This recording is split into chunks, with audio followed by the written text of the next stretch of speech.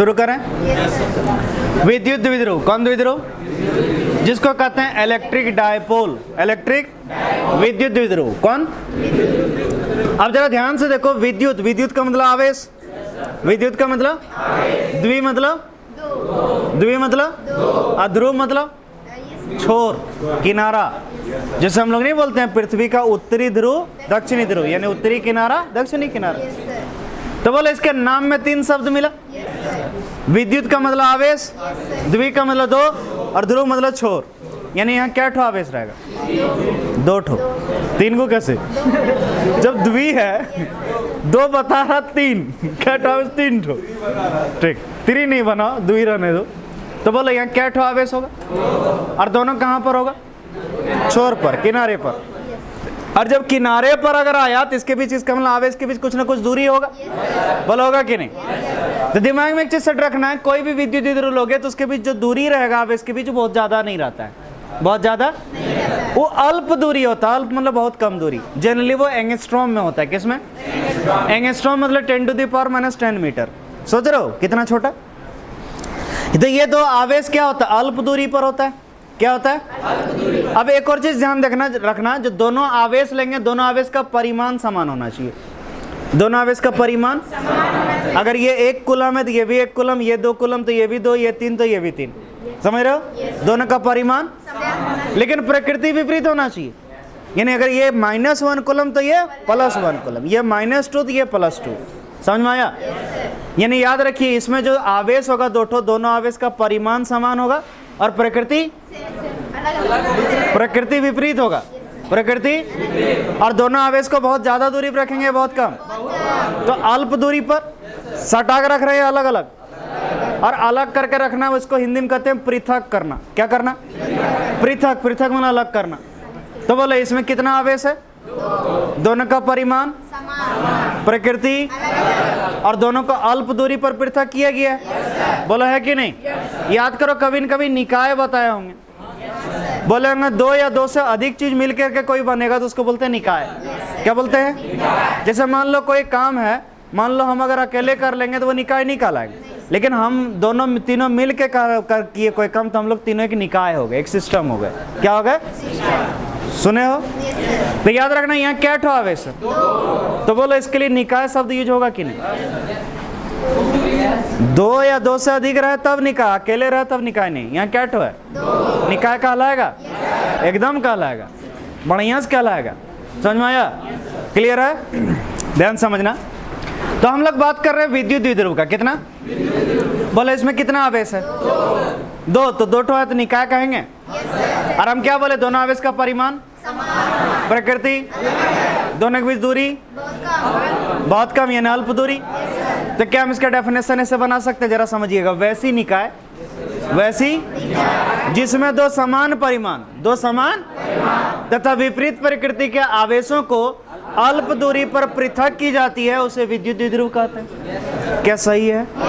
ईमानदारी से बोलो। चलो देखते हैं।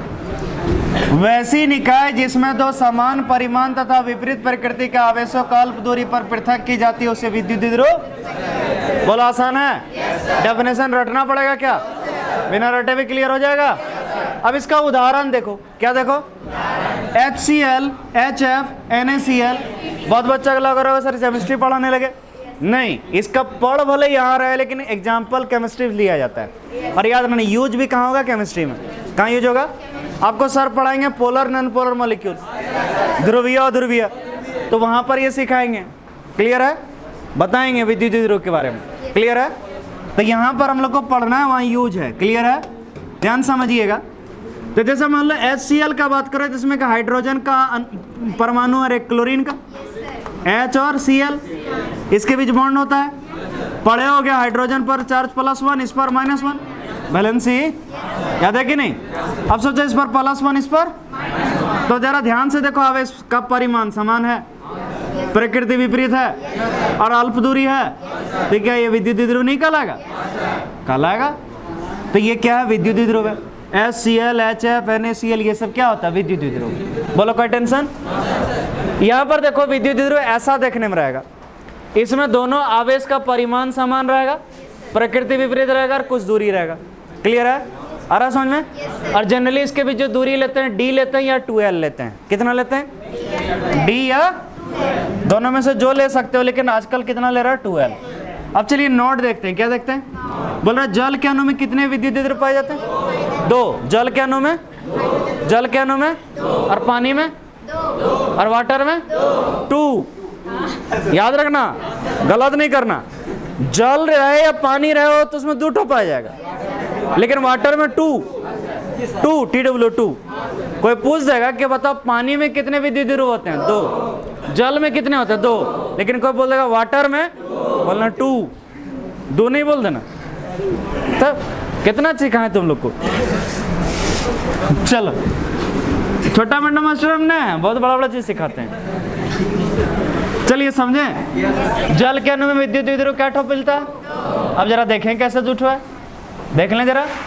बताओ पानी का फॉर्मूला पड़े होगा O2H, H2O। अरे O2H हमको पढ़ा दिया था कोई? अरे मास्टर बुड़बक से लगी। हाँ, ओए गोबरी दुला है पढ़ाता है।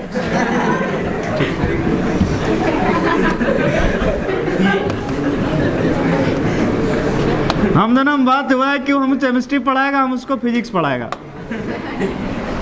बात हुआ है तो हमको O2H पढ़ा दिया था, पैसा दिए थे उसको उस दिन, पीला कलर का टी शर्ट खरीदा था वो।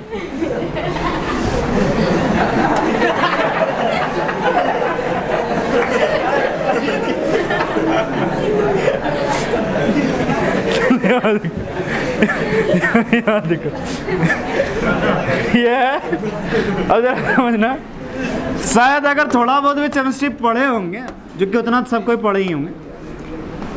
देखिए ऐसे होता है जल का अणु, इस तरह करके होता है। क्लियर है? V शेप में होता है, 2 ऑक्सीजन के साथ 2 हाइड्रोजन जुड़ा होता है।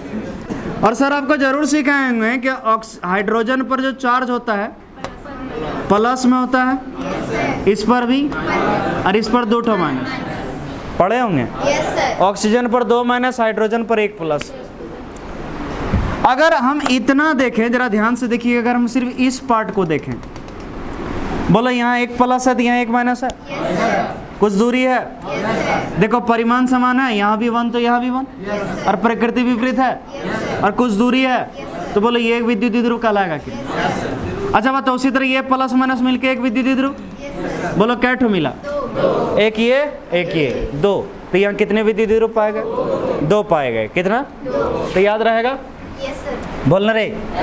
जल के अणु में कितने विद्युत ध्रुव? जल के अणु में कितने विद्युत ध्रुव? तो भाई देखो, जल के अणु में 2 विद्युत ध्रुव पाए जाते हैं। क्या सही बात है? ऑब्जेक्टिव में पूछ देगा, जवाब दे दोगे?